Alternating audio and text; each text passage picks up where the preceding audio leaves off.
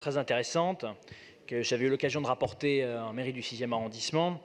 De quoi s'agit-il? Il s'agit d'une initiative salutaire, intelligente, qui va, je pense, favoriser l'économie de proximité, la lutte contre l'isolement et également favoriser le retour vers l'emploi, mais le retour vers l'employabilité à travers un système de micro-entrepreneuriat. Et c'est exactement ce type de dispositif que la mairie de Paris, que tous les acteurs locaux d'ailleurs devraient encourager.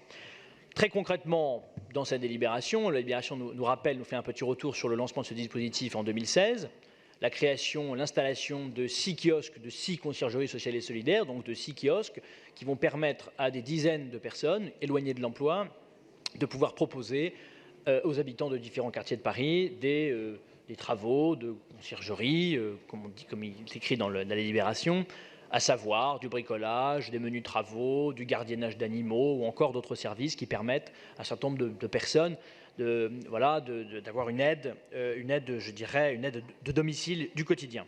Ces 6 kiosques ont donc été installés à partir de 2016 avec une autorisation d'occupation du domaine public. C'est-à-dire la délibération traite très précisément du montant de la redevance fixe et variable que devront payer les personnes qui occuperont ces kiosques. Et ce système fonctionne visiblement plutôt bien, puisque nous étions donc en 2016 à 6 kiosques et que maintenant nous allons en avoir 4 supplémentaires, c'est-à-dire donc 10 si je lis bien. J'ai 3 questions simplement à poser, questions-observations. Premièrement, comment peut-on faire mieux connaître ces kiosques? Ce sont des conciergeries qui fonctionnent bien, mais qui, dans les quartiers où elles sont installées, elles commencent à être bien connues. Ça dépend d'ailleurs des différents quartiers, mais nous allons en avoir une dans notre arrondissement, dans le 6e.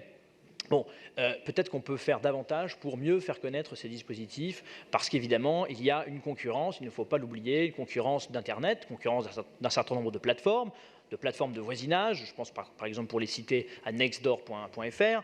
Il y a également la concurrence de marketplaces qui sont installés, rattachés à des sites de réseaux sociaux comme par exemple Facebook. Donc comment peut-on faire pour mieux diffuser ces informations sur les conciergeries sociales et solidaires qui permettent véritablement de favoriser l'insertion économique et l'économie sociale et solidaire dans nos quartiers? Deuxième question, elle concernait donc plus exactement la digitalisation de cette offre. Je l'ai évoqué avec les marketplaces et avec les plateformes de voisinage. Et puis enfin, dernière question.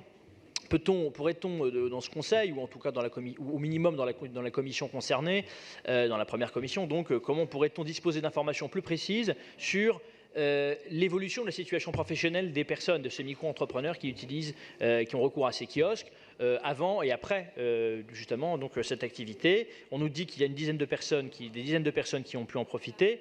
Je pense que ça vaudrait le coup quand même qu'on sache un petit peu mieux qu'est-ce qui a fait que ça marche bien pour eux. Est-ce qu'il y a parfois des situations d'échec, de demi-échec, des situations plus mitigées, de manière à ce que nous puissions nous prononcer sur ce type de délibération l'année prochaine, j'espère, dans des conditions avec plus de précision et avec un état des lieux un petit peu plus fourni. C'est un petit peu la limite que je pourrais donner à cette délibération, à la documentation de cette délibération, que je trouve un peu trop sommaire, voilà, alors que le sujet est quand même très intéressant et je crois plein de promesses. Merci.